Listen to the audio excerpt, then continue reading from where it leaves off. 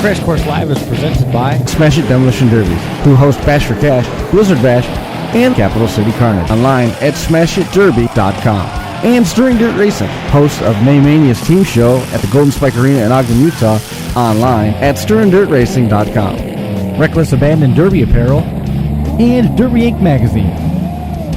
This is the Crash Course Demolition Derby podcast, recorded live at the FingerLakes1.com studios in downtown Seneca Falls, New York. And now your host, Chris Marquardt. Good afternoon, good evening, and welcome to Crash Course Demolition Derby podcast, episode number 230 on deck. Appreciate everybody tuning in and watching along with us. 230 episodes. That's Brian's rolling his eyes over there. Yeah, 230 episodes, if you can believe that. I don't know how many people watch anymore, but hey, why not, right?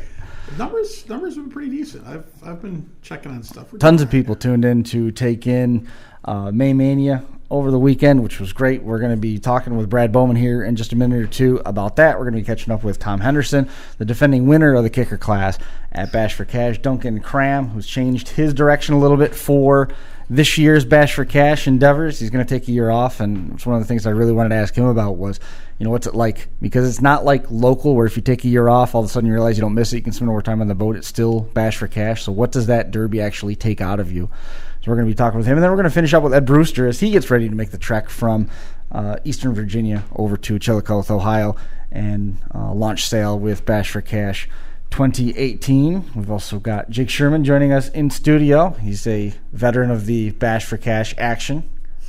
Had Tiffany Hahn park on top of him, and did it break the rear end when that happened? What's that? Did it break the rear end when that happened? Oh, my car? Yeah. No. I broke the steering, I think, the hit before it. Nothing? Holy cow.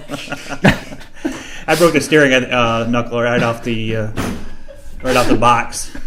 I think the hit before that. So after they got her off the top of me, and it didn't matter. It didn't really matter because Gotcha. I went forward and then I was stuck.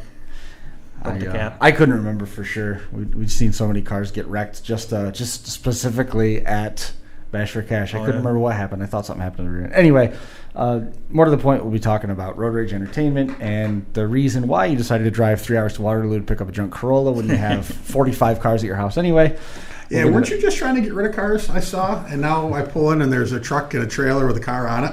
That is correct. I mean, I'm on course.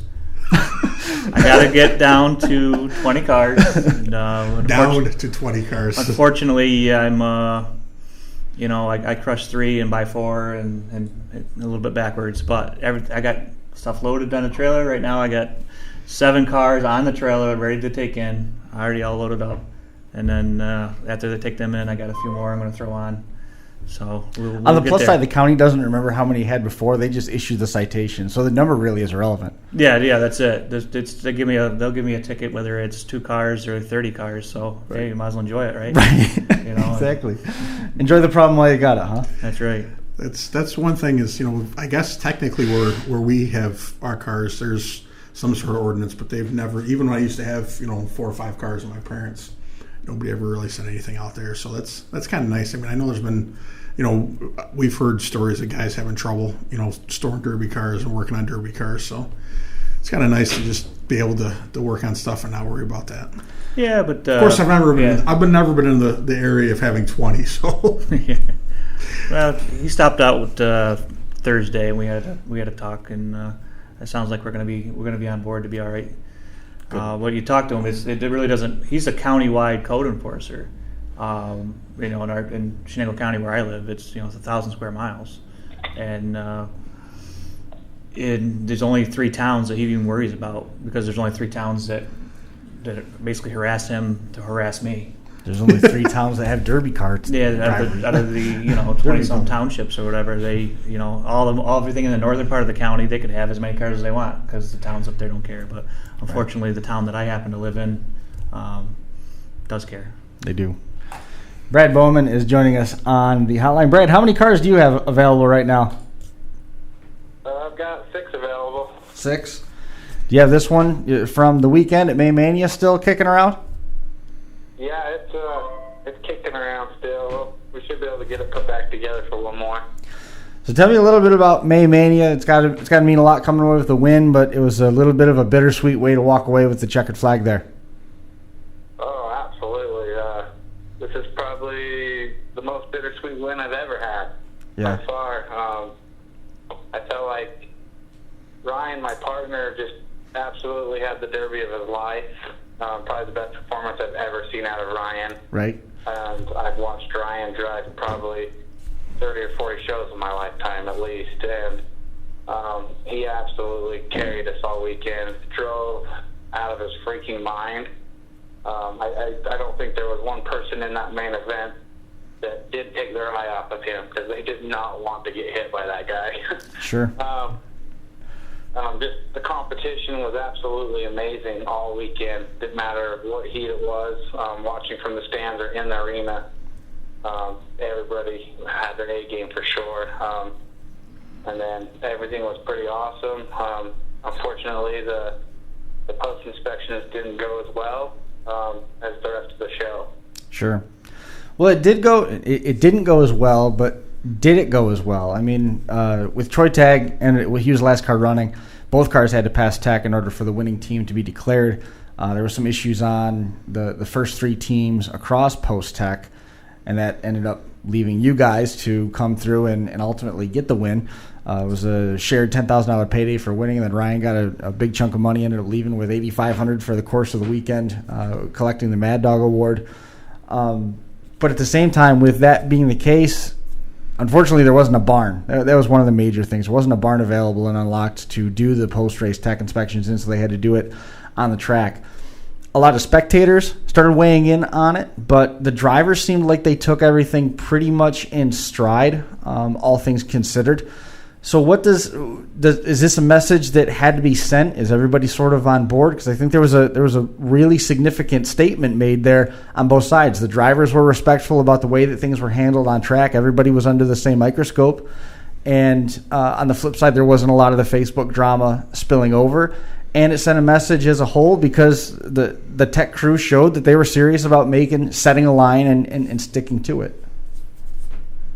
Yeah, absolutely. So just from my perspective, I wasn't around for a lot of the post-inspection. I was out loading up my car and stuff because I wasn't expecting to be moved from fourth place up into even third place. Sure. So I wasn't really around. But once I started kind of getting wind of what was going on, I migrated back over there and kind of tried to gather some facts. But obviously, I didn't look at any of the other competitors' cars afterward. So the only thing I know is what is off hearsay. Right. So, unfortunately, that's all I do know. But we kind of experienced a little bit of this last year at the Wasatch Wipeout, with fourth place basically being paid out clear down to eighth place. Right. And we learned that, just the littlest thing got multiple people DQ'd right in a row last year. So for us, our group coming in, we were trying to stay as legit as possible, because we've kind of already had a little bit of the negativity of the post-inspection in our group. So I think with them setting the precedent for multiple groups, from out-of-staters and, other local Utah teams failing for one reason or the other, I think it kind of shows everybody across the board that, hey, make sure your car's legal. Make sure you listen to these guys during driver's meeting when they're explaining the fix-it rules. Sure. Make sure that they gave us 2 hours to have, if you had any questions about anything, you had 2 hours to grab somebody, come over and look at your car, right, and make sure that it was legal. So, that's the part that, none of the drivers can use an excuse, because everybody had plenty of time to ask somebody. Sure. And get everything okayed. So I think with this outcome, I think that going into the Wasatch Wipeout, I think it makes every driver coming feel like, hey, I'm going to get a fair shot, because these guys mean business, and every car's got to be legit, or they're not going to get paid out. Right. I'm not asking you to speculate at all on the reasons why anybody was or wasn't passed or failed or anything along those lines. It's more the collective statement and the responsive respect that I think we can glean from this interaction as a whole, when you look at the lack of some of the social media dramatics and the theatrics that come with all of it, the drivers as a whole seem to be pretty, I don't know if okay is a fair way to say it, because I'm sure that if you lost out on $10,000, you'd be willing to try and argue your case. But it was handled with a manner of professionalism, which I think was good to see as a whole. For Demolition Derby, for this event, and for your home area out there. Utah's needed a little bit of that regulating feel to it in some of the conversations that we've had and some of the conversations we've had with some of the other drivers and the promoters out there. And I think this was a place where we can further solidify some of the processes that were further improve on some of the processes that were set in place last year at May Mania and at the Wipeout. Absolutely. So I don't think there's any driver out there that doesn't feel like they're really pushing to be better. And so every time you're building your car, you're always looking for that competitive edge over your competitor. You're trying to bend the rules or push the gray areas, as they're called or whatnot. But I think with, as these people, we're kind of being told, the reasons why they're being DQ'd or whatnot, I think at that point, every single one of those guys, even though maybe they didn't feel like it was legit, part of them felt like they understood why, because, the rules can be interpreted by everyone differently. Sure. And so we all visualize the rules differently, and so far I haven't seen a lot of the drivers with a lot of backlash as much as family and friends, and you'll always have that, no matter what, because it doesn't matter if you're right or wrong, your family or friends will always have your back. And so, I had a chance to talk to Decker this morning, and, like I explained to him, I feel like this is going to be good for the competition around Utah, because even at other shows, I've always pushed my cars to the limits, and after watching the discouraged face, the look on these guys' faces yesterday, it made me not even want to push the rules anywhere. I would be absolutely probably in tears if I got a big check taken away from me.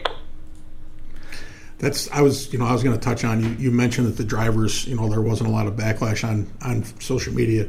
In my humble opinion, it's usually not the drivers that have the backlash on social media. It's usually fans, friends, family. I did see some stuff. It wasn't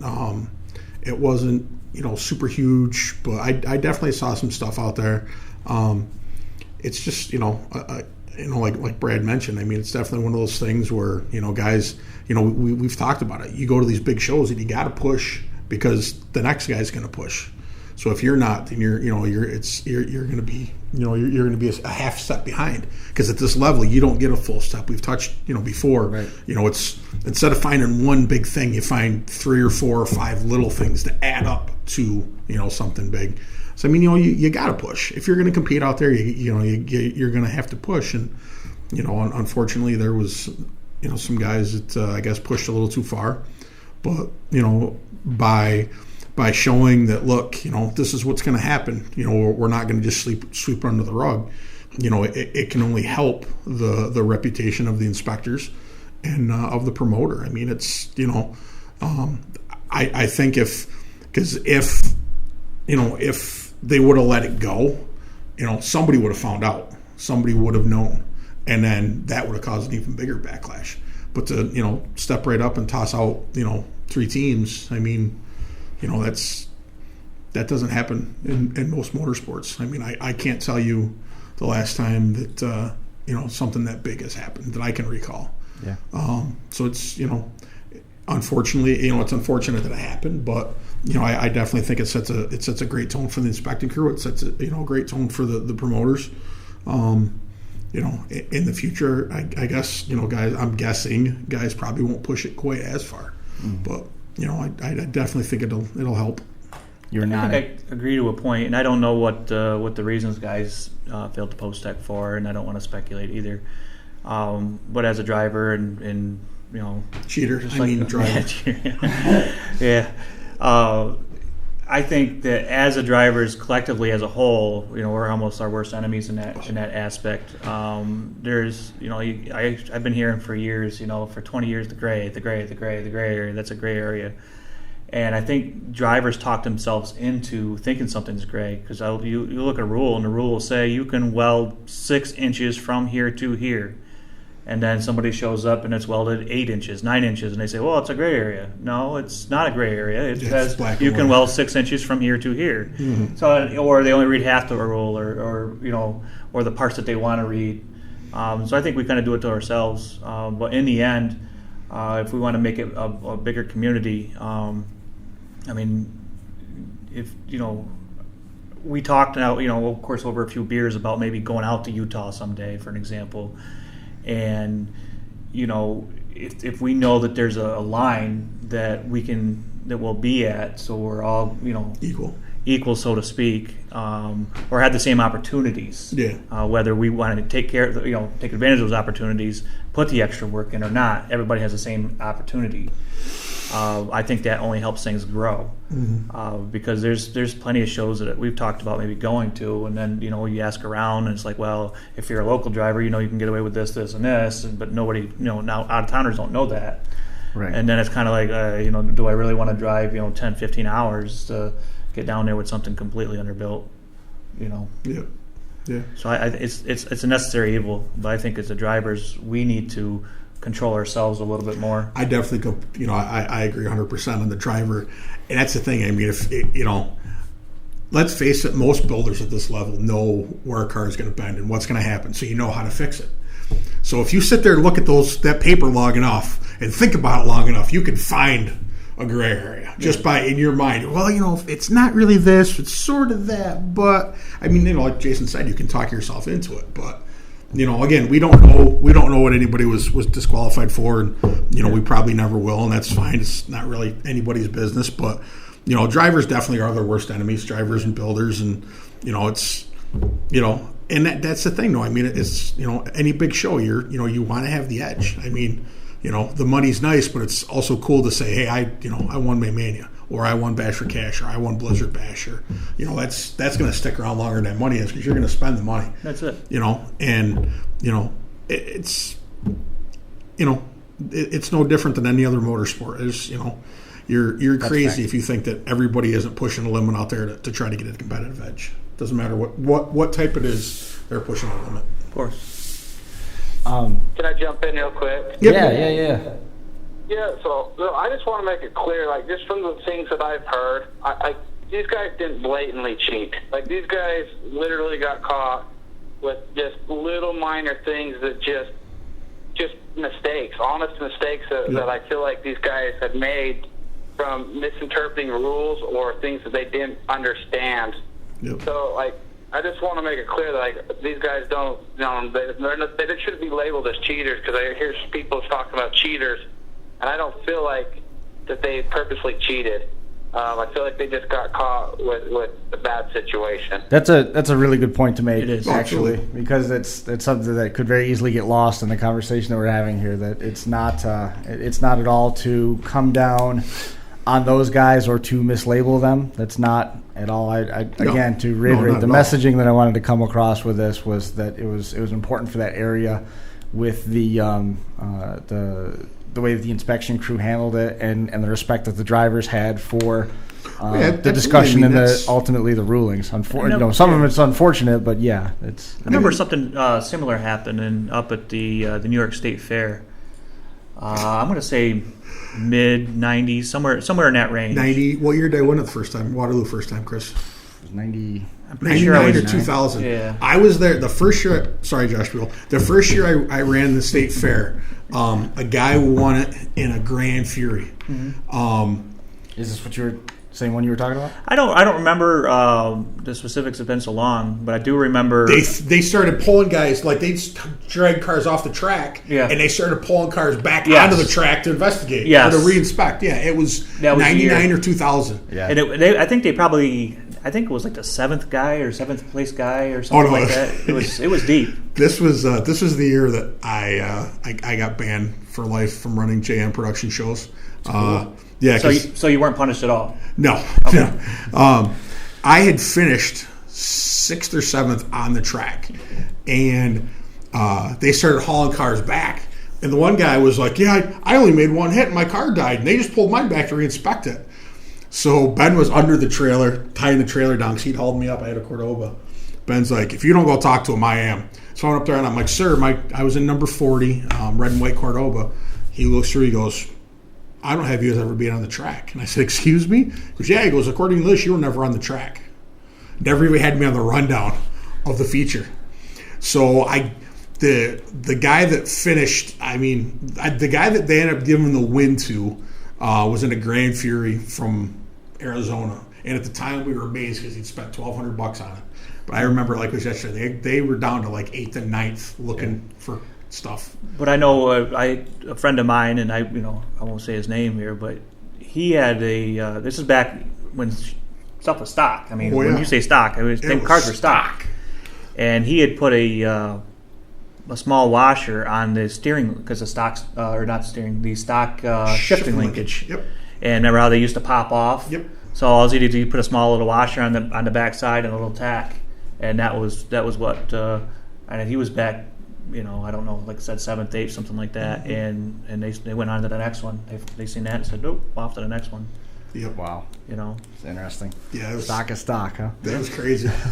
So when we played around, of course, like I said, having a few beers in the garage, you always come up with different ideas and talking.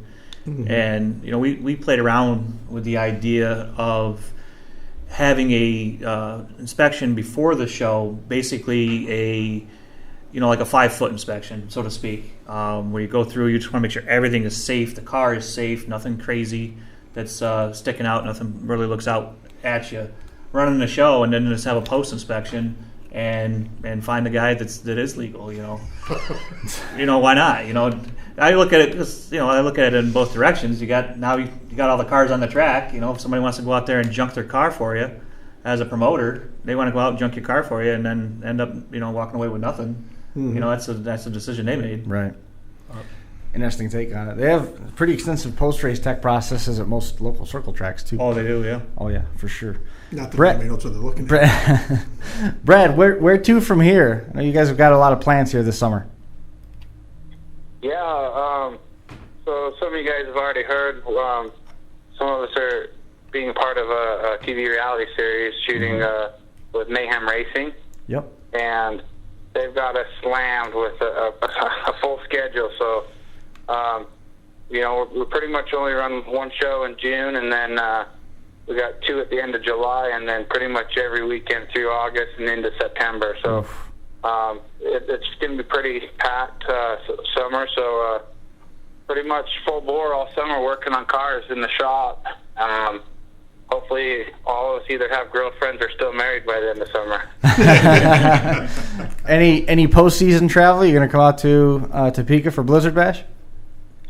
Yeah, so right now we actually have a few guys that are signed up and on a team for Blizzard Bash. And then there's still a few of us that are looking to get in somewhere. But nothing's set in stone, but I think most of us will be there watching if we're not driving. Cool. So, that's always a good time out there. Awesome. I know you don't do it alone. You got a lot of people helping you. Is there anybody that you wanted to make mention of? Man, there's just too many right now. But pretty much my biggest things are a couple of my buddies that have been helping me in the shop. I definitely couldn't do it without them. But most important right now is my girlfriend. She's been pretty supportive so far. She's not been around the Derby world, so she's pretty new to it. And we're still trying to get her broken right. And I know it's extremely tough for her at times, but I'd like to thank her for being patient with me and supportive. It's a tough initiation this time of year. Yeah, it does mean a lot. I got my wife's with me today. Last year, and she was pretty proud of that. And I said, well, the first year you're all in love and everything is good. It's the second year we got to get through. Oh yeah, for sure. Any final thoughts on May Mania as a whole? Again, man, congratulations on the win. It's a little bittersweet, but nonetheless, it's still going to give you something nobody can take away. Yeah. My final thoughts on May Mania is congratulations to all the drivers. I mean, I watched from the bleachers every heat except for the last heat of every night I drove in. And every heat before me was absolutely awesome. Every driver there drove their ass off. I didn't see one person bagging, and class act from everybody. That's for sure. Nobody can complain about that. It lived up to all its billing. Hard hitting, outstanding show front to back. Brad, again, congratulations on it. I appreciate you making some time and coming to say hi. Keep in touch through the course of the summer too, as it goes with the TV deal. Awesome, will do, guys. Thank you very much. Thanks, Brad. We'll talk to you later. See ya. There goes Brad Bowman. Brad is going to be part of that TV series. I believe they're going to be filming with Stern Dirt off and on all summer long. The next time Stern Dirt Racing is in action is going to be June the 23rd in Ogden, Utah. $30,000 total payout, stock class rules for that one.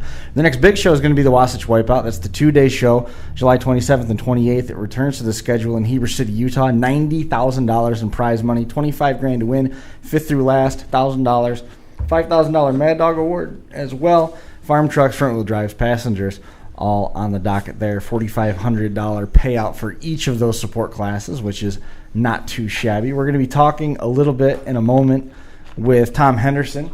We're a little bit late on him, but I figured that when we had 4 guests lined up, we were going to be late on more or less everybody. Bash for Cash is coming up this weekend. He is the defending winner of the kicker class. We're going to be talking with Tom for a few minutes. The near at Big Rock, $11,000 to win kicker class is now open to new and old iron. There's an old iron bonus where you can take home an extra $3,000 if you win it in an old iron, or at least an extra $1,500 going to the highest placing old iron if it's won by a metric. The derbytees.com turn back the clock class is going to flip that around.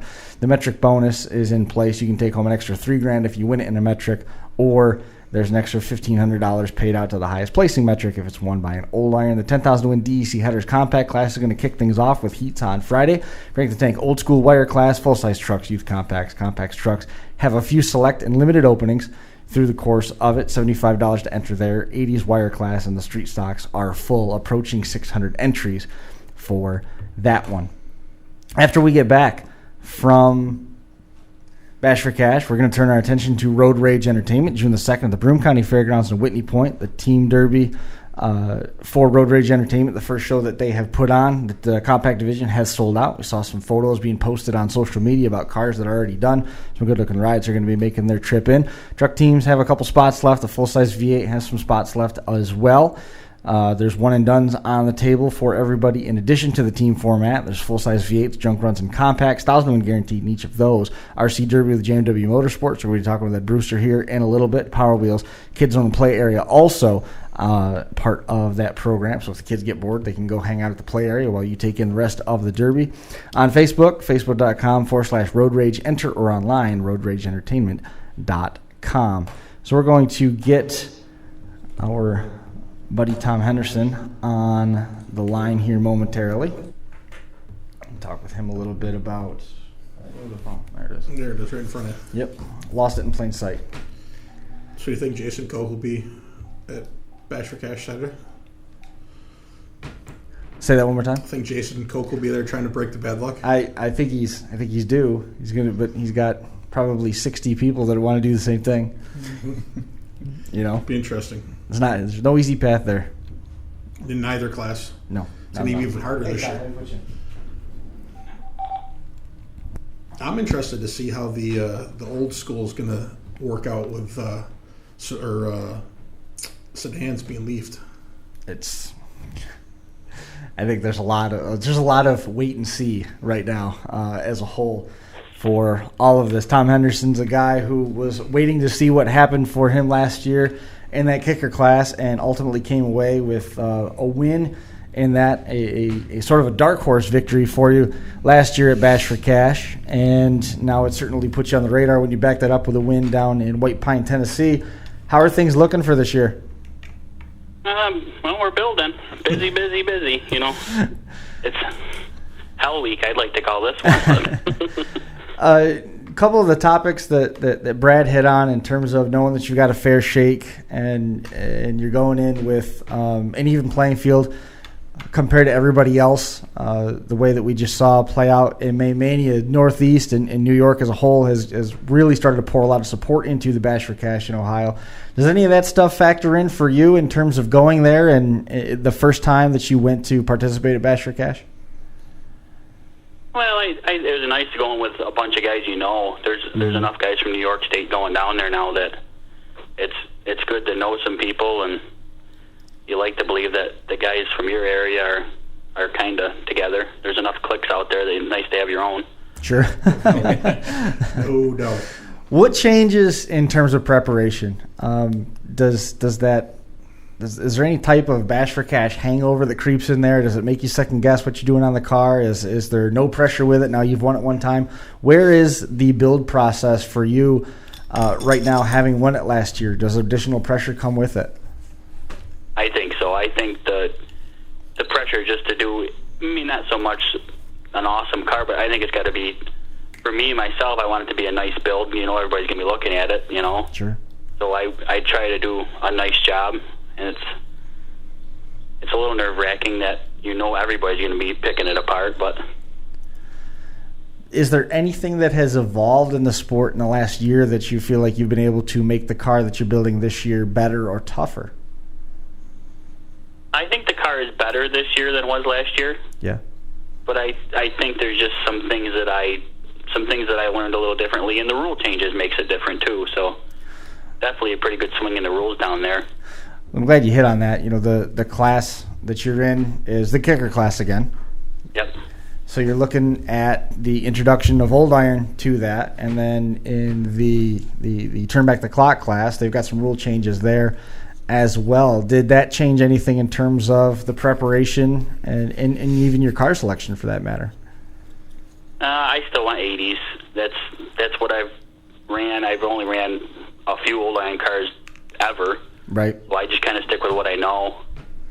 I do think there's going to be some really awesome old iron in that kicker class that they're going to be tough.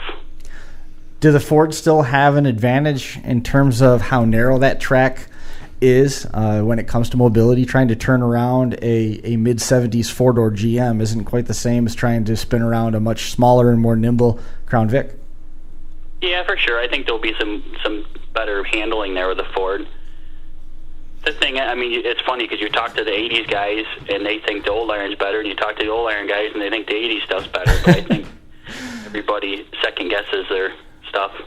I think I kind of expect to see what we do when we go to Blizzard Bash is that the Fords are definitely going to have they're going to have the handling ability, but when they get hit or caught by the old iron, it's with a more weight and the everything that goes with it. They're going to inflict some damage on the Fords. Again, it's going to come down to the driver. We've talked about that before. If anything, it's going to become even more of a driver's derby. If you're out there, in that feature. There's some of the best drivers in the country are going to be in that feature. So you're going to have to wheel, regardless of which you are. Because if you're in a Ford, you're not going to want to get caught in a corner. And if you're battling with somebody, in a Ford, and you're an old iron, you're not going to want to get caught because they're going to be able to outmaneuver you and get to where they want to get quick. So. If anything, I really think it's going to really put it more in the hands of the drivers. Yeah, I agree. When you get to this level of build, the cars kind of level off anyways. When you're putting this much, you're allowed to plate and all this stuff. It kind of evens out the cars anyways, I think. You go to Villager Bash and you see the Fords hang just fine with the old iron out there. It's not the weight. I think is the biggest thing I worry about. Yeah, that's what we've seen. Yeah, that's what we've seen out west. Is that they get a hold of the Fords and they bend them, and that's I think that's what we'll see some of at Bash is that we're going to see some frame rails accordion on the front of the Vics. I think you'll see guys getting AR Ford stuff's going to bend funky. They're going to be tough. Yeah. But I think ARM's forward, you're going to see the guys that get caught, you're going to see stuff get accordion pretty good.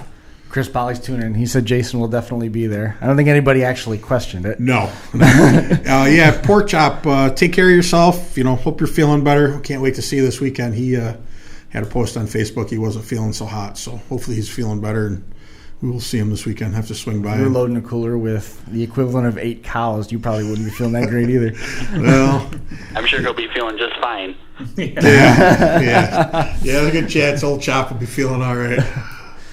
Not to completely change the subject, but see, Pete Hansen's going to be bringing something to Bash for Cash. Mm-hmm. Don't know what it is or what class, but or what it originally started life as. Yeah, what it started life as. I even asked Jeremy, and Jeremy said Pete wouldn't let me in the shop. Pete said I'm a promoter now, so I don't get the look. It's the first. I didn't know they put roundback bodies on Riviera frames, but apparently it's strange. It's one of those. It's one of those strange options. Like what's the tow package? Instead of a tow package Buick, you get tow package Cadillacs, tow package, Impalas. So, you get a Buick Riviera wagon. It's why doable. Not? Why not?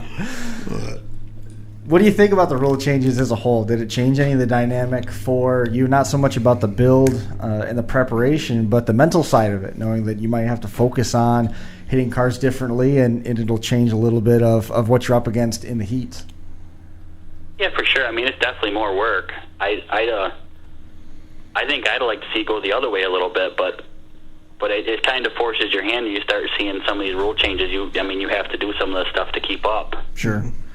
So, but yeah, I think it'll make it's still going to come down to, it's just like any derby, there's tires. I mean, you're not going to, unless you can get a real big swing, you're not going to bend anything unless you're really after it, especially in a Ford. Has it sunk into you, and if it has, how long did it take that it sunk in and sort of registered that you're going into Bash for Cash 2018 as the defending champion of that class? I still can't believe I won it last year. I mean, honestly, I think back and it's like, I don't even feel like it really happened. Right. So that being said, you've done the winning thing already. Why go back? Is there something left to prove? I don't know. I guess nobody's ever won it twice. and nobody can if they don't try. So fair enough. I'm not saying that I'm going to go win it, but I'm going to show up and see what happens. I don't know. See how it. That's the thing. Bill Parcells, when in his book, he says as a coach in the NFL, that's all you want is the chance to win the Super Bowl one time, just once. That's all you want. But then once you get that one, you just want one more. Just right. One more. Right. Then once you get that second one, just if I can only get one more, I'd be happy. But it's what keeps these guys going to these big shows. Look at the Bronze. I mean, what they've won it, I don't know, 10, 12, 30 years in a row in Old Iron. You're never a little off. But they do, and they keep coming back. And last year was the best turn back the clock feature I've ever seen in Ohio. Mm-hmm. Those guys they said go, and they were just on it. It was definitely the best feature. And that was a team feature too. Even the heats were awesome for turn back the clock last year. Yeah, absolutely. And that's the thing. Good. I mean, that's it's the challenge. It's what makes you get up and do the buildings. What makes you not sleep at night. It's what makes you do all this crazy stuff. That's what it is, man. The Heinens, the Bronze, and the Sciopas were a lot of fun to watch. Oh yeah. Jimmy Johnson was out there. He was. Yeah, well, yeah. I'm lumping him in with the Sciopa can. Yeah, but yeah, you're right. Yeah. He had the candles lit on that thing early and still living it around. Yeah, Todd told him that Jimmy didn't want to run it. Jimmy wasn't going to fix. They weren't going to fix the car. And Todd called him Saturday morning, said, "Fix it and run it." Okay. And Jimmy shortened both sides of the frame to about to the rear or front tires, and he was getting after it out there. It was a great show. Great show. And the year before, I thought the feature the year before in the 80s and newer was one of the harder hitting. Last year there was more. It was a more tactical show in the 80s and newer. But again, it was I can respect and I can understand that style of driving. I mean, and I'd like to point out that by using the word tactical or surgical, I'm not picking apart the driving style. I'm not saying it's sandbagging. Mm-mm. They were wheels, tires, axles. the whole time, and Yeah. and when you heard the hits, you know that they were finding the skinny pedal. Oh, they were absolutely. making hits. I'm excited to go out there for the first time. We're going to be working with Derby Tees and Derby Nation Collaborative on this one, bringing the commentary. Mark Klein and the guys put together a pretty sweet promo video. I don't know if you saw that. The Derby's going to be available on DerbyNation.tv, just like usual. Jump online. You can order that Friday, Saturday, Sunday. There's group packaging available as well. And then, of course, when you buy it, it's going to be available on demand, so you can go back and watch it that way as well. Can't really go wrong, but you know it's a lot better to be there than just to be watching on TV. And Absolutely. basically, when you bring 12,000 people into the same place to watch a Derby for 3 days, it's some of the best times that you may or may not remember. It's funny. I talked to Tim last week, and he said that they have the most entries ever this year. Yeah. I want to say it was like 589 or something crazy like that. He said he was flirting with 586, 600, yeah. which is insane. Over 3 days, we're going to see that many vehicles destroyed. We were hitting that 600 number last year because we were flirting with, it was like 550 or 580, something along those lines last year. And then we added in the Power Wheels and the lawnmowers. And this year it's 580 something without the Power Wheels even in the equation. The mowers aren't included. So it's crazy. Certainly. Yeah, but remember, Derby's dying, right? Yeah. You're gonna run out of cars and all gonna be in compact. It's amazing. We keep hearing about how these derbies are dying and all these cars are gonna be gone, but it's amazing. You go to Bash for Cash every year and there's always a nice selection of GM wagons. Good cross section. And for the class that nobody cares about, there's even Mopars. Yeah, exactly. Yeah. Just like when you go to Blizzard Bash, man, in Capital City Carnage, we got to take these cars somewhere. Might as well bring them here. Yeah, but the Two-Man Extreme class. Look at all these shockers. It's like, yeah, you said yourself, Josh. This is a class nobody cares about. Like always the shockers. Ouch. Tom, is there anybody that you want to make mention of as you go out there with hopes of repeating? No, I just want to thank the guys. I mean, Dave and Evan King are in pretty tight with me. We're build together, pretty much do everything together. My girlfriend for putting up with me being in the garage till midnight every night. Well, it's got to be done, and I'm sure that $10,000 will buy a nice vacation or a new setup for Bash for Cash 2019. Let's hope it goes good. We'll see what happens. It'd be luck, all man. right. Don't drink too much. We're gonna need you to read a tape measure the week after. That's right. Yeah. Also jumping into work on the tech on June the 2nd at Road Rage Entertainment Show. So Tom's gonna have a busy couple weeks in front of him. Oh yeah. Thankfully, the second one doesn't involve having to worry about a car he's building. He just has to worry about everybody else's. Yeah, there you go. Yep. Tom, man, appreciate you leading the charge for New York as you go back there and the Northeast. The support that the Northeast is giving to that as the show continues to grow. It's a good sign that that event, if nothing else, is on healthy ground. But I think it's good for our region as a whole, not just for Bash for Cash, but our region as a whole, to say that the sport's on good footing. Yeah, I agree with that. That's you won't find a better show. It's hard to explain it to people when someone asks where the show is. It's like you just need to go watch it. Absolutely. Nothing like it. Look forward to catching up with you here this weekend, and we certainly wish you the best of luck. All right, take care, guys. We'll catch up with you, Tom. All right, bye. There goes Tom Henderson, defending champion of Bash for Cash in the kicker class, representing New York as the defending champion. We've got more action coming up here on the local level that we want to talk about quickly. Spinning Wheels Production is going to start their season June the 16th at the Otsego County Fairgrounds in Morris, New York. Jiffy's Fab Farm Mini Meltdown, 4,000 to win compacts, 4,000, 2,000, 1,000 through the top three. $1,000 Mad Dog. The field is full. One and done class is on deck. 500 win plus 75% of the entries. Economy V8s, limited weld V8s, full-size compacts, full-size trucks. You might even see a couple of fresh builds from guys that have gone out west to go run at Bash for Cash, turn around building fresh cars to come up for this one, because it's another one that's on the map, and nobody wants to miss out on being part of Spinning Wheels when they start off their season. Online, spinningwheelsproductions.com. Madison County Fair is July 12th and 14th. That's overseen by King Smash from Crash and Demolition Derbies. Those guys are going to start their season this weekend, going to Fulton Speedway. They've got the Smashdown coming up. Fulton, unfortunately, raining out over the weekend, but they're turning their attention to 1,000 to win adult 4 and 6 cylinder Demolition Derby. They added 750 to win light trucks coming up on this weekend, I want to say it was the 29th. that they've got that. I can't remember the schedule now for them. 26th that they've got that first of their Speedway Series. Then they're going to turn around and they've got to put their attention on Madison County Fair in Brookfield. Fair Championship pays $1,000 to win for the compacts and $1,500 to win of the full size. The big show though on King Smash and Crash'em, the Demolition Derby schedule is at the Madison County Fairgrounds for Brookfield Wheel Days. The postseason show is an annual fall cleanup that nobody wants to miss. They're always part of that one. 150, 170 cars on a regular basis. Awesome show front to back. Online, Facebook, King Smash 'em, Crash 'em, or you can jump on the Madison County Fair NY.com website and you can find out more information on those events. We've talked a little bit about some of the folks down in Virginia, Cass, and the Valley. Their fall date is October the 20th at the Shenandoah County Fairgrounds in Woodstock. Showtime's 5 o'clock. You have to be through tech by 3:30.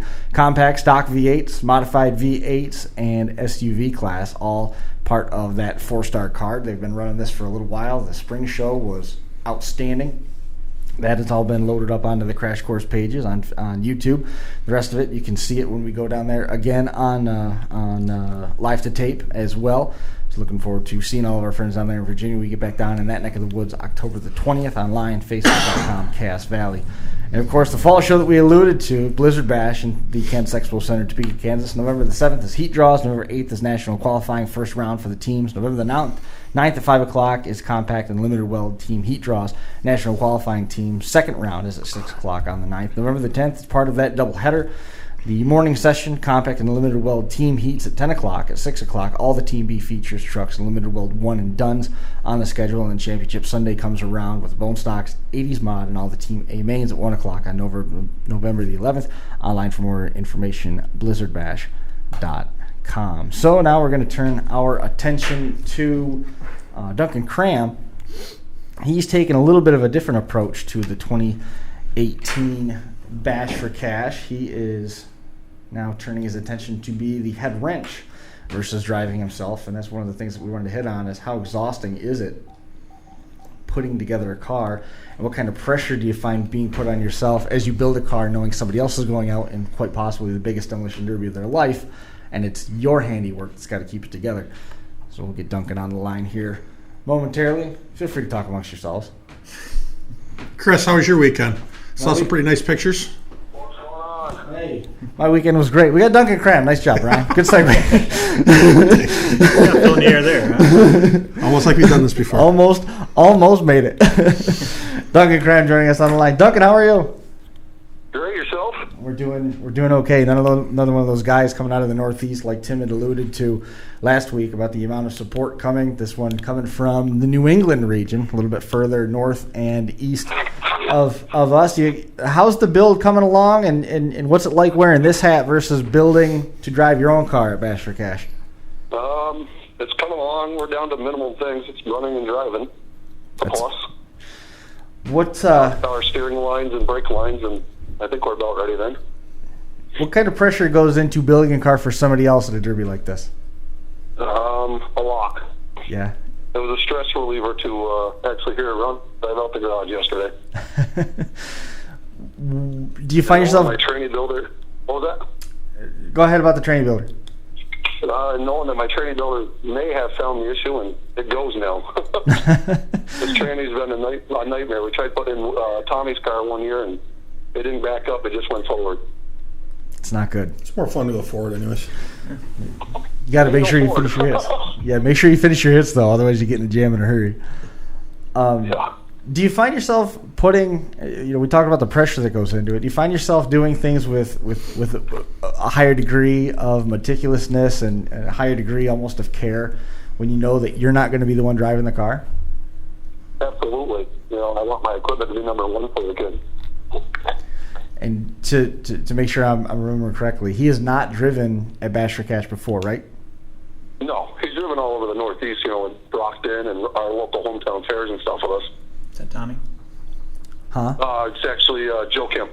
Kemp. Okay. Oh, okay. Yep. Meathead, I believe, right? Yep, absolutely. He actually lent me and Chris Murray the Monte Carlo we wrecked at the Santa Filippo Smash last year in the two-man class, and I asked him, what do you want to do for a deal? And I just offered to build him a bash car, and he hemmed and hawed, and then all of a sudden he accepted it. So I'm like, all right, I can do that for you. So what have you told him I mean, in terms of comparing something like Brockton, the Brockton Northeast Championship pays $10,000 to win. It's just the same amount of payout, but it's a much different build. It's a much different pace. It's night and day. I actually built him an '80s wire car, not a kicker. Oh, my mistake. Well, that's definitely more in his wheelhouse. I misunderstood. Yeah. I thought that. And the only thing I really told him is when they say go, be prepared to go backwards at 100. Those guys don't care. Yeah, 80s kicker class is insane out there. Yeah. Or 80s wire class, I mean. They put on a great show. Well, I did it last year, and I had a blast other than, a transmission issue. Yeah, but that's one of those things that you work on getting figured out. The intensity that comes with Bash for Cash. You look at somebody like Tommy Woodbury, one of your buddies up there, who's built for the weld classes before. You've been out there in the kicker classes. Locally, you hear guys talk about, well, I'm going to get out of the sport. I'm going to take a year off, and you don't see them come back to it. Once they take that year off, they realize how much fun they can have on their boat or fishing or with their families, graduation parties, etc. They leave and they don't come back. I know you're not taking the year off, but you're at least taking the year off of Bash for Cash, and there's virtually no question that you're going to be back there the following year. What makes you want to take first the year off, and then on the flip side of that, what makes you so certain that you're definitely going to be coming back? The year off from there was just more of a stress of trying to build two cars at the time when I told him I'd build him this car. Right. That's the only reason I'm only doing it. And has it been any less stress? What was that? Has it been? No, absolutely not. You almost think it's got to be worse, because putting somebody else in it. Somebody else's car, because then, when you're welding your own stuff, it's, obviously you do welds and stuff, but, I've been at times where you just get so sick of working on the same car for so long, and you're looking at it, and these little tiny things, you know what, it's my car. If I go out there, it's my own fault. But when you're building for somebody else, it's not, the driver, their own fault. It's yours. I mean, if you skipped a corner somewhere and or made a mistake putting something in, or I've seen some pretty dumb things over the years. Somebody just forgetting to tighten down some drive shaft bolts, or you know what I mean. I couldn't imagine sending somebody all the way out there and then realizing that because you got sidetracked by Facebook and you forgot to tighten down a couple bolts. It's got to be a lot of pressure. Oh yeah. Yeah, I'm more worried, hoping the kid, doesn't hurt himself with all the metal around him. Right. He's tended to put himself sleepy off bouncing off bars.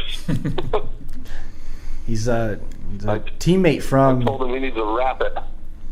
He's a teammate for you guys from Team Vermont on some of the Team Derby wins that you guys have had, right? Yeah, he was the original. So I mean, he's certainly no stranger to it. But when you compare the Brockton rules, the wood booger rules, which are very stock, and there's something for everybody. That's what's out there. Even to the 80s wire class going out there to Bash for Cash, taking nothing away from either one of those particular builds. He's got to be looking inside that car and thinking it's just about a spaceship. Yeah. It's definitely added bars compared to what he's used to. He's used to just a seat bar and call it a day. He ran a lot of compacts, didn't he? Doesn't he run a lot of Camrys and stuff up there, or no? What was that? He spent a lot of time in Camrys and compacts as well up there, in addition to running some of the... He does. I don't run compacts. I think they're for kids.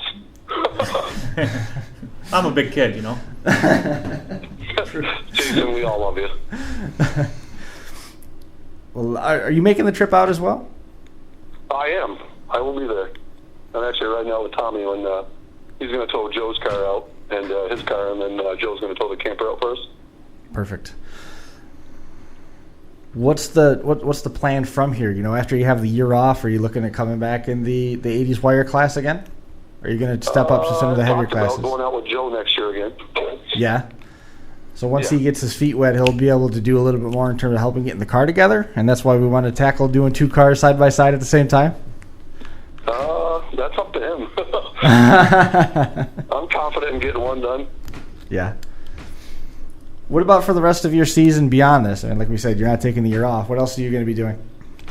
Running a team show in Vermont with Goalie and George Hackett and Tom Jr. Taylor.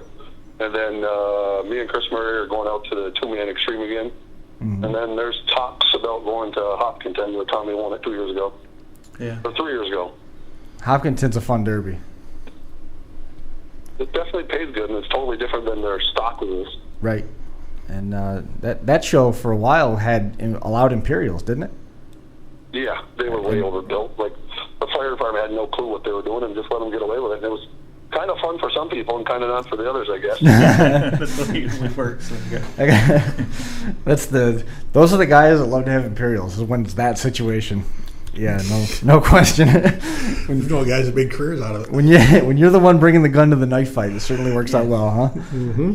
Hey, Duncan, when you just talking back a little bit, when you talk about building multiple cars, just out of curiosity, because we always had this conversation. Say you're building 2-3 cars at once for the same show. Do you try to do like drop the engine in this one, then drop the engine in this one, and then this one, or do you try to do one car, get it completely done, and then move on to the next car completely done? It was all depending on if the parts were available at that time that I was doing. If all the parts were available, I was right on one car, finish it, and get the next one in. Gotcha. I gave up that running more than one car at a time. I like one and done. See, I like doing it the other way, but it seems like we spend more time pushing them in and out than we do actually working on them. Yeah. Working here in the garage, I actually work at a Jet Auto, which is Justin and Chris Murray's business. There's 3 of us trying to push in, 2 cars at a time, and there's only 2 bays at the time. But yeah, I can see where trying to put together 2 at the same time would have its own set of challenges. I just like when you get your mind on, say, the front bumper. I'm just saying for an example. You're thinking about it. So you do one car, you put the bumper on, then bring the next car, put the bumper on, next car.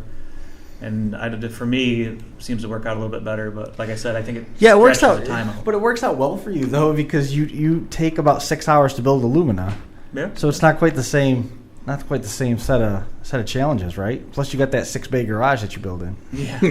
No, I don't want to say even. I'm not even going to word it that I took a step back, but I have a lift available. We don't use it.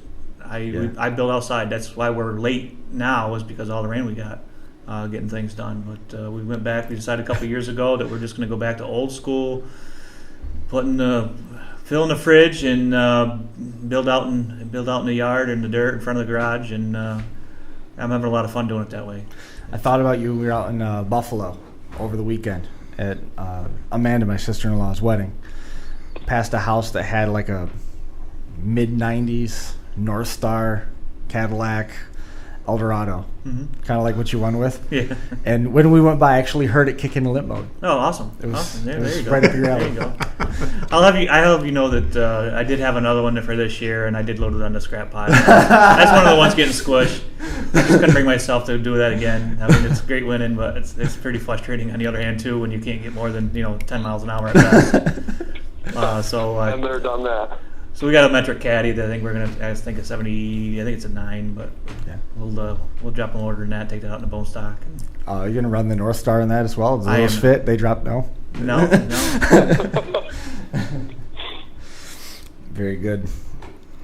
Well, Duncan, man, I wish you the best of luck through the course of the summer, and hopefully everybody has a good time as you guys get ready to head out to Bash for Cash. I'd like to say enjoy the show. I know you will for the most part, but there's going to be just that one heat in particular when Joe's out there. You're going to be just as nervous as anybody else, probably more nervous than if you were lined up on the line getting ready to pull out on the track. Pretty much. Am I nervous about him running my engine? Absolutely not. Go have fun. Right. I told him you blow it up, it's an easier retirement. That's awesome. Well, even though it's a sweet customer service, Mr. Drop engine, I give it credit other than his customer service is down the drain. Well, hopefully you guys come back with a motor that's intact, but if not, it'll be something to talk about, right? Absolutely. Another one of those memories you'll never forget. And tell Travis Charleston that I was going to call him, but I figured that you'd have more to say. Oh, poor Travis. Travis is going to be very angry about that. I just happened upon his comment that he posted on your wall. Travis is a good dude. He's had a lot of success out there, and he's another one of those guys that, just like Jamie St. Mary, Serena Brandt, John Dambaugh. I mean, think about all the Western New York guys that we didn't get to with Eric Remington, Alan McNeil, Hank Pensek, and his whole troop of cars that always comes out there. Donnie Hartzell from our area. Brett Rally's gone out there and run before. Dan Bolton's been out there. The list of drivers that has represented New York as a whole and Vermont up that way, Massachusetts, it's getting more and more plentiful, and it's a lot of fun to see because it's not just the same as going out there and saying, we want to see these big names do well. Start becoming a homer and really wanted to see the guys from New York that want to go out there and see them. Senior, 2 years ago, he got Mad Dog. Last year, he won his heat and got Mad Dog, if I remember. And Matt Gaskin Jr. had a phenomenal run 2 years ago in the Turn Back the Clock. Was it Turn Back the Clock? 80s, or was it 80s Wire, wasn't it? No, it was either that's senior. That was senior. He had a good run in the Turn Back the Clock, and then last year he made it down a ways in the kicker, but he had like a wire come off his distributor or something. That's right. And that's the car he brought to Waterloo and won with it Waterloo. That's right. But so I mean, we've had some Butch Siskel be out there. We see Butch have a good run out there. I can't wait. New York is very well represented out there, and the way it's been going, somebody from Buffalo is going to win the raffle car this year At some point. So I mean, that's that's pretty. That's gonna be a good time. No question. We're certainly looking forward to it. Duncan, travel safe. Be good. We wish Joe the best of luck, and hopefully the rest of the build goes smooth. No transmission issues, and we'll see you out there in a couple days. All right, we'll see you there. Duncan, man, thanks a lot. No problem. Bye. Wish I noticed that had fallen over. Probably would have been able to hear him a little better. That's all good. Last one. We got to get Ed Brewster on the line to talk a little bit about what he's got planned for the weekend. You doing any officiating Saturday afternoon? I don't think I'm going to have time to. I mean, we're going to be tied up on the live stream basically. Saturday, no, that doesn't start till 5. Remember, they run the heats late Saturday night. Hey, Ed, let me put you in. Yeah, Saturday is tech all day, and then the heats start at 5, and they go between the compact or the 80s kicker and the Turn Back the Clock. And then Sunday, it starts at 10 o'clock in the morning, and we'll be on till... I keep thinking all those heats are Friday night, and then it goes Saturday and Sunday. But yeah, you're right, because they do the compact heats be Friday night. They do the grudges Sunday morning. Yeah, for those. We'll be on the air for about 12 hours Sunday. That's fine. Not even worried about it. It's going to be a lot of fun. I'm looking forward to it. Get in the car and drive home. We sure will. Home by 6. Well, Ed Brewster's going to Ironman it this coming weekend too when he gets out there to Bash for Cash. How are you, Ed? Trying to, Chris. You know how it is getting ready for Bash, man. Are you all set to go?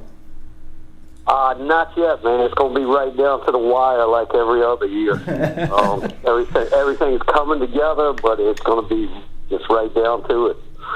Are there any changes for this year with what you're doing over there with the RC Derbies and the Cars for Kids and all the different programs that you've got in place for qualifying and eventually the drivers making it into the championship rounds on Sunday? Well, you remember you and I talked about what to do at Bash this year, and I wanted something probably that was easier on me. But as I found out after talking to people out there, they like how we've been running it, so really the only thing new are the new rules for 2018, and everybody so far has been extremely happy with those because it's giving them leeway to use their imagination with their builds. Yeah, you're going to be surprised when you see what their imaginations can come up with. Oh, hey, and I get surprised every year at Bash. And, of course, also going to be making the trip up to be part of Road Rage Entertainment's show. And I've never had so many conversations about what track surface is needed for RC cars. Well, I actually sent him a message earlier today asking him the same thing.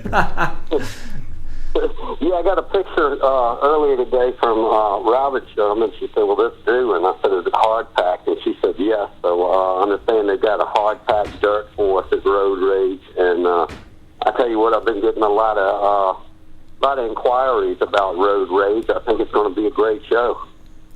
And then JMW's got a busy year mapped out. Also going to be making the trip up for the Seneca County Fair for the first time this year. We've got an RC Derby in July, so Ed's going to be back up here for that Saturday show at noon. And when I told Ed about it, he was the most excited, not about the Derby, not about seeing Brian run potentially, not about seeing the kicker class at Waterloo, the fact that Sodders is open on Saturdays and he's going to be able to get meat sticks. Always a good excuse to get in that neighborhood, man, I need. So that is definitely one. Always have a great time up there, and looking forward to that as well. But I know that you got Sherman, Jason Sherman on there tonight, and just wanted to let him know that, you know, we're pumping up and getting ready for that. It's going to be mighty hard doing it the weekend right after bat, but I guess just have to keep the excitement rolling. Well, I mean, I think there's a very good chance with the amount of RC cars in the 716 area out in western New York, just like we see with the big cars, as the pre-run stuff shows up and moves around, I think a lot of those cars will be potentially at Road Rage the week after. I mean, because you're going to go out there and it's going to be essentially the same rules from Bash for Cash to run at Road Rage on the RC side of things. Which, I mean, I can't really believe, you know, just listening to those words come out of my mouth as we sit here, the evolution of what has happened with the RC Derby and how much Ed's life has changed as RC Derby has expanded, and it's very much a part of the Derby lexicon and Derby world and Derby community as a whole. Yeah, it's definitely awesome to see. I mean, you know, every year, you know, when we go to Topeka, it gets bigger and bigger. I mean, you guys run for like, you know, all day on Friday. I think Friday last year, maybe Saturday the year before, I don't remember. But Open's tech inspection at 8:30. The Derby started at 10, and it wrapped up just in time to get on the air. And the one year before that, I had to leave before the feature was over with to make call time. Yeah, it's awesome to see. And I mean, we have right here in our area, we have a pretty good group of guys that have followed, you know, your guys' shows and run both the Mud Boss and the Derby stuff. So I expect a bunch of those guys will probably be down to the Road Rage on June 2nd as well. I know there's I believe Chuck Bowman's taking a van to Road Rage, which Chuck is always great to watch, so that'll be interesting. But I think there's a couple other guys in the area that are taking cars down, so yeah, there's been a lot of interest in it in the conversations that I've had with people, and some of them have done it backwards. They said, well, there's an RC Derby going down there, so I'm going to bring a compact car too. Yeah, that's really cool. It is. That's one thing at Bass this year. I didn't move the schedule up so guys running in the big Derby would still be able to hit the RC Derby. And let's see, we're due to run the main on Sunday at 11 a.m. this year. And with the new rules that you alluded to, it's gotten rid of a lot of the rivet rules and limited it more to spacing and weight. So some of these guys they're limited on what materials they can use. They can still only have 3 overlaps in a particular area, but at the same time they don't have nearly the specifics that really slow down the tech process. And guys were playing a lot with the gray area, changing it over to where they're limited with the battery. They can only weigh 7 pounds. And that was about what everybody was seeing before they started going through and counting rivets and stuff like that. So things I think are going to be a lot easier on Ed in terms of tech, and certainly time permitting, I'd like to get over there and help out however I can, because it's still a lot of fun to watch. It is. It's awesome to watch. Yes, I can use all the help I can get, Chris. I think inspection line is going to be a lot easier this year, I believe. And one thing I'm looking forward to see is the outlaw class has really done a lot of growing over the last year, and running the national outlaw at Bass this year. I'm really looking forward to see what walks up for inspection for that. Just take a minute. We've talked about Bash for Cash and how much it has expanded just from last year to this year, and the evolution of the rules, the different changes in terms of preparation, guys that are taking some time off because of the pressure that comes with it, and all these different elements that are with Bash for Cash. And now we're turning it around, and we've seen the same expansion with the RC side of things. Unfortunately, you don't get to take a year off, but you also don't have to drive it, and you can make things easier on yourself by making some proactive changes to the rules to streamline things. Where are you at in terms of how this has expanded? And after that, we still got to make sure that we hit on the Cars for Kids stuff. But where are you at in terms of how Bash for Cash itself and Blizzard Bash have expanded what the RC Derby world is? I don't know what to say, but every year I'm just kind of astounded by how it keeps growing. And I don't know. I'm almost at a loss for words for it. It keeps me running hard, but I really love what I do. So, if you can work and you love what you're doing, there's nothing better. That's for sure. So let's flip it one more time and focus on the Cars for Kids program that you've got. You're working on that with Bash for Cash. You're working on that at Road Rage. I anticipate you're doing a couple. Yeah. So where's that at? What's the status with that event and that program? Well, we don't have as many this year to give away at Bass for Cash. We do have one going out from Tim Clark's Smash It Derbies and Most Wanted Fine Art, Jason Sawyer.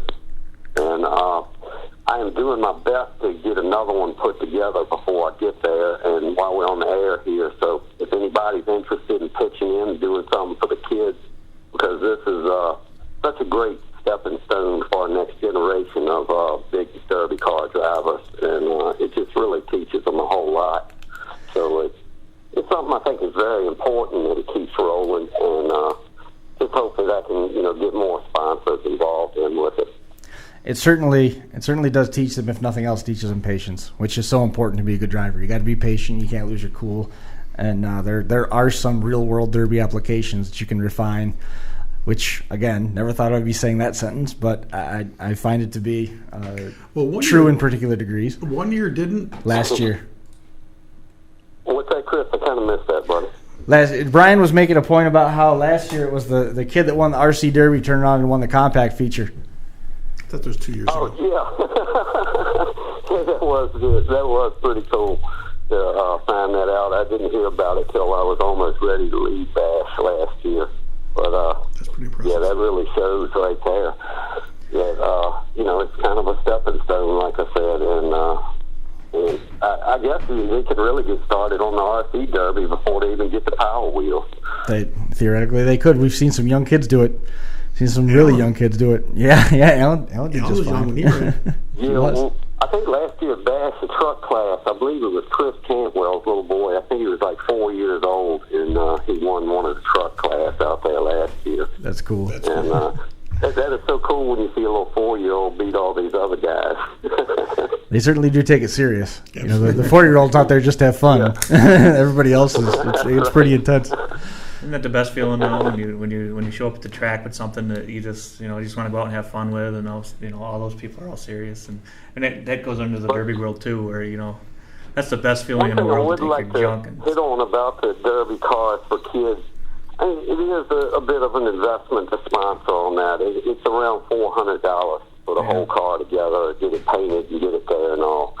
But I want people to know too that we can do this in quarters. We can put 4 people together, or whatever. So it doesn't cost each sponsor very much. Sure. And what happens with that is the sponsors then are given a handful of tickets, and they go around the facility and give those tickets to kids that they see. There's no money investment from the kids themselves.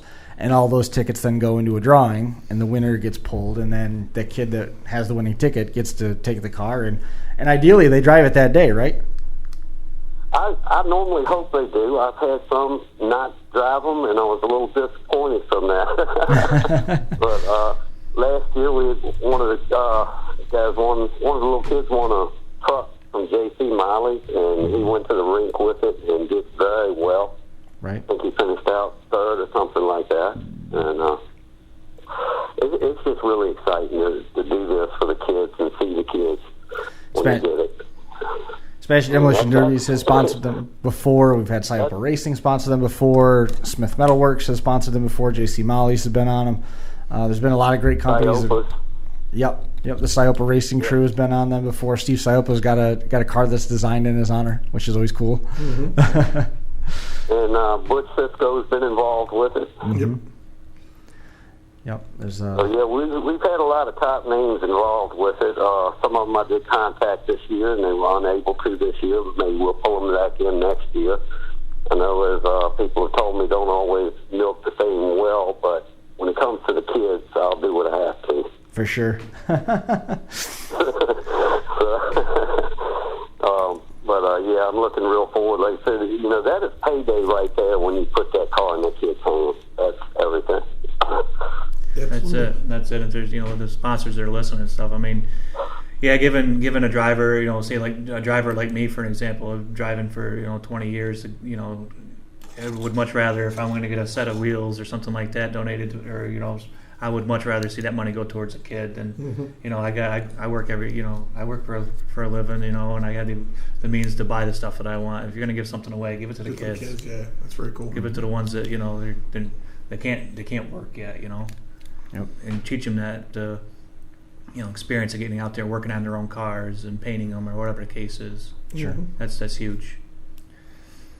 And man, is there Yeah, anything? well, a lot of times they don't have to work on the paint. Jason Sawyer has just been such a fantastic guy. He just the couple I've got going out so far this year, he's doing the paint on both of them. And unfortunately, I couldn't get them to him in time, so he's going to be painting them right at Bash for Cash this year. Cool. That's cool. That's even better. Happiest driver in demolition derbies, Jason Sauer. No question. Absolutely. Absolutely. I wonder if he's bringing his Suburban back. I don't know. We'll find him. Yeah, oh, absolutely. I'm excited. We're going to have a revolving door on that place. People in and out, all sorts of interviews and One other conversations. thing I wanted to hit on too, Chris, kind of wish everybody that's running the RC Derby, heck, even the big cars out there, if they put a little pink heart on their car for Rebecca Beachler. It took me a second to pull her name. She is a circuit champion, and she passed away, back in November, I believe. And we're carrying a plaque around every national event this year, and we got a chair that it sets on, and we wish everybody to sign the chair. And when we hit Motorama for 2019, we will be awarding that to Daniel Roberts. Yep, real cool thing. I don't know if you've seen any of the tributes or the discussion, but one of the RC Derby drivers passed away last year, so they did a real nice tribute at the beginning of the year when Ed kicked off his indoor Derby season at Motorama in Harrisburg, Pennsylvania.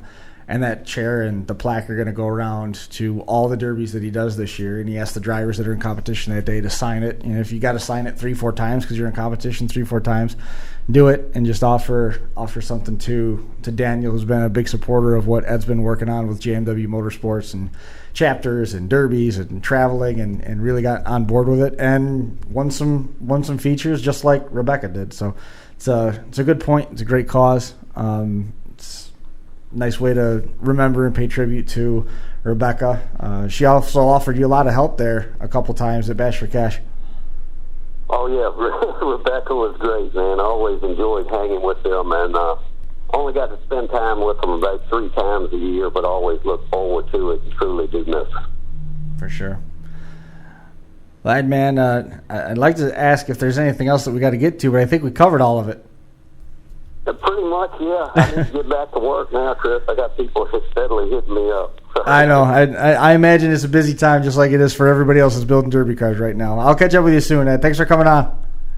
Okay, thanks, Chris. We'll see you out there. Care of us. There goes Ed Brewster, rounding out our guest list tonight. I love the new phones that they have here.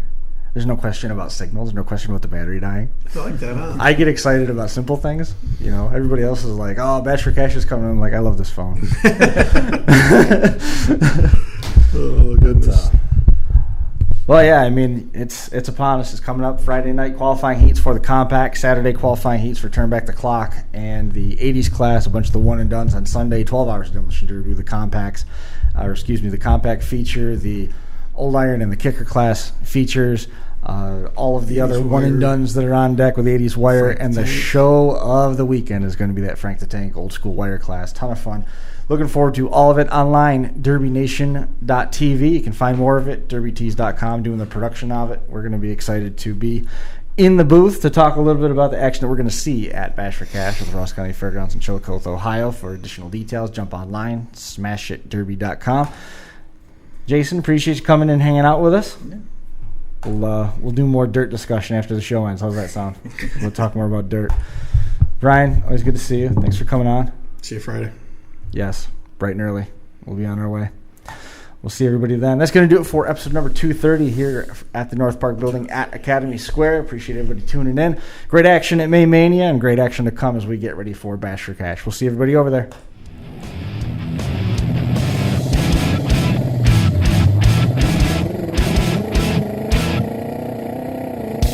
Crash Course Live is presented by Smash It Demolition Derby, who host Bash for Cash, Blizzard Bash, and Capital City Carnage. Online at smashitderby.com. And Stirring Dirt Racing, hosts of May Mania's team show at the Golden Spike Arena in Ogden, Utah. Online at stirringdirtracing.com. Reckless Abandon Derby Apparel and Derby Inc. Magazine. This is the Crash Course Demolition Derby podcast, recorded live at the FingerLakes1.com studios in downtown Seneca Falls, New York.